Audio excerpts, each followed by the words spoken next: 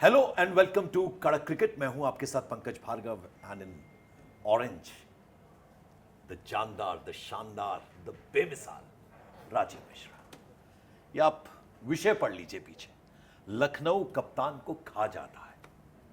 ये क्यों कह रहे हैं हम? ये इसलिए कह रहे हैं कि केएल राहुल को आपने देखा होगा, कोई कमी नहीं है बल्लेबाजी में, किस तरह का उनका अंदाज है, लेकिन पता नहीं क्या हुआ कि लखनऊ के कप्तान बने और फिर वापस नहीं बन पाए। अब ऋषभ पंत, आपको एक वाक्या मैं याद दिलाना चाहता हूं। एक तस्वीर आपने देखी होगी मैच के दौरान, संजीव गोयनका जो फ्रेंचाइजी ओपनर है, बड़ी तीखी नोकझोंक उनकी ऋषभ पंत के साथ नजर आई थी और उसको लेकर फिर खूब चर्चा हुई। लेकिन बाद में शायद संजीव गोयनका ने कहा कि भाई मेरे पास एक्सपर्ट्स हैं जो कप्तान से बात करते हैं, लेकिन वहीं से हमने खबर पड़ी है। तो ऐसा क्यों है कि क्या हम भी मान लें ये बात राजीव कि ये सच है कहीं ना कहीं कि कुछ प्रॉब्लम जरूर है?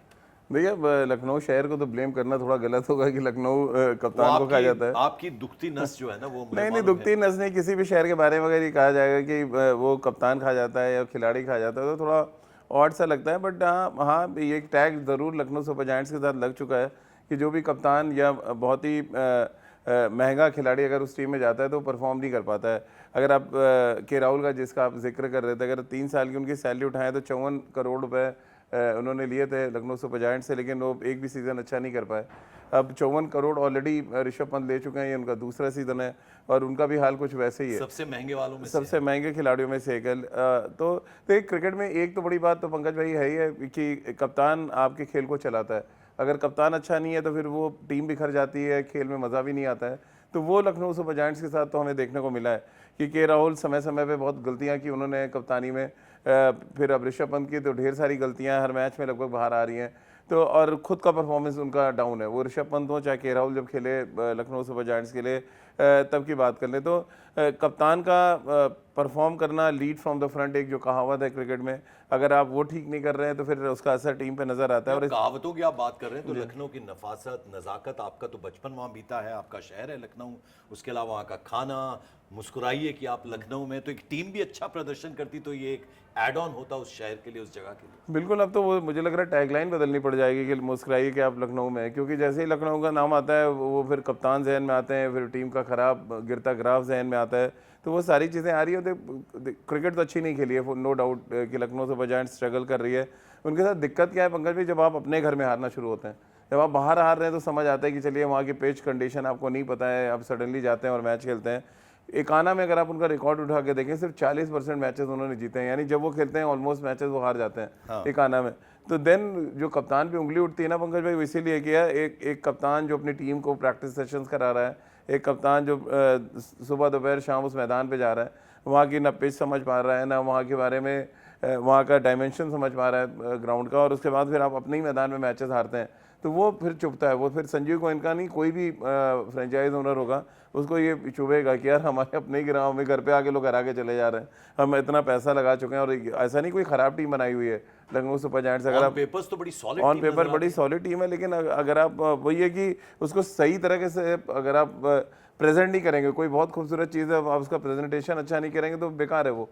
तो लखनऊ सुपर जायंट्स के साथ वही है कि उनका जो कॉम्बिनेशन वो ठीक नहीं खिला पा रहा। आपके साथ अच्छी चीज़ ये है ना कि आप बड़े एग्जाम्पल देके समझाते हैं, तो ज़रा आप समझाइए। पंजाब की टीम और राजस्थान की टीम वैसे ही खिलाड़ी हैं, कुछ शायद इस टीम के मुकाबले थोड़े कमज़ोर खिलाड़ी हैं, लेकिन कैसे टीम को एक साथ जहां चूक रहे हैं पंत, वो बताइए कि जो 2 कप्तान है श्रेयस अय्यर और रियान पराग, वो किस तरह से कप्तानी कर रहे हैं? देखिए मैं एक और तीसरे कप्तान का जिक्र करूंगा और वो कप्तान है ईशान किशन।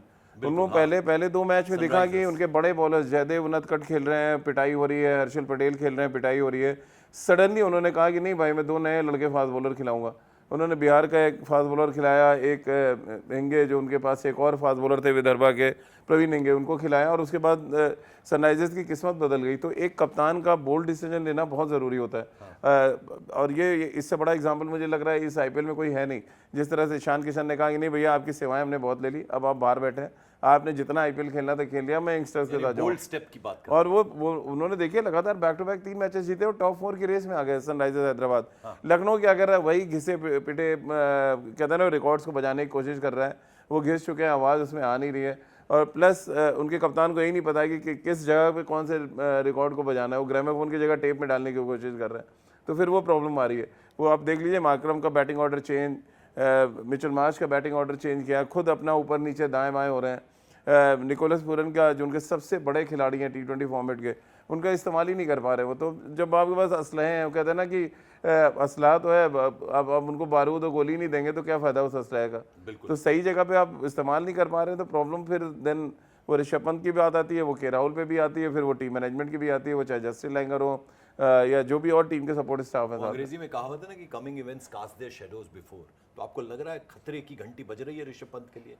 खतरे की घंटी ऑलरेडी बज चुकी है। मुझे तो लग रहा है इस दूसरे ऐसे कैप्टन होंगे जो सैक किए जाएंगे लखनऊ से जायंट्स में। बीच टूर्नामेंट में अब तो टूर्नामेंट नहीं, बीच टूर्नामेंट तो अब निकल गया, 60 मैच में, मुझे नहीं लग रहा है। देखिए उनके पास कोई, उनके पास देखिए कोई इंडियन चेहरा नहीं है। और जो अगर वो बोल्ड स्टेप लेते हैं तो फिर उनके पास 2 कप्तान है। अगर आप मार्करम देख लें, उनके पास है, उनके पास मिचेल मार्श हैं जो ऑस्ट्रेलिया की T20 कैप्टनसी करते हैं। आपका ऐसा नहीं ऑप्शन नहीं है, बट अब वो संजीव गोयनका पे निर्भर करता है कि क्या वो इन दोनों में से किसी एक ऑप्शन पे जाएंगे। देखिए कोई भी फ्रेंचाइज ओनर होगा, आप बार बार वही गलतियां, बार बार आप बड़े मार्जिन हार रहे हैं। अब आप बताइए ना, लखनऊ सुपर जायंट्स की इतनी बड़ी बैटिंग लाइनअप लेके अगर आप हाईएस्ट स्कोर अभी तक 7 जो मैच हुए हैं 160 रन बनाया, 27 करोड़ चुभते होंगे थोड़ा सा, बहुत ज़्यादा चुभते होंगे। 27 करोड़ तो वो चाह रहे होंगे किसी तरह वसूली हो जाए तो बेटर है। क्योंकि जब आपकी बैटिंग एकदम फ्लॉप चल रही है, आप देखिए ना 140 आपसे चेज नहीं होते हैं, 160 अभी तक आप बनाए उस टूर्नामेंट में जहाँ कह रहे बेंचमार्क एक अलग तरीके का सेट हो चुका है, 250 रन भी सेव नहीं है। हर टीम 200 प्लस बनाने की सोच रही है। आप क्या सोच रहे हैं 170 बन जाए, 180 बन जाए, मतलब वो घुटने के बल चल के आप सोच रहे हैं कि हम रेस जीत जाएंगे, तो वो होने वाला नहीं है। विलन थोड़ा भारी वर्ड है, लेकिन फिर भी मैं जानना चाहूंगा, थोड़ा हल्के से विलन को लीजिएगा। क्या अकेले ऋषभ पंत गुनहगार हैं या इस फहरिस्त में 4-5 नाम और गिनाना चाहिए? नहीं, तो मैं तो जस्टिन लैंगर को भी उतना ही देख रहा हूँ, उतनी बड़ी बड़ी गलतियाँ करते हुए। क्योंकि अभी रिसेंटली जो मैच खत्म हुआ जहाँ पे जोफ्रा आर्चर ने बहुत फायरी स्पेल डाला, तो उनका ये कहना था कि इकाना जो है वो पर्थ की विकेट लग रही है वाक़या जैसी।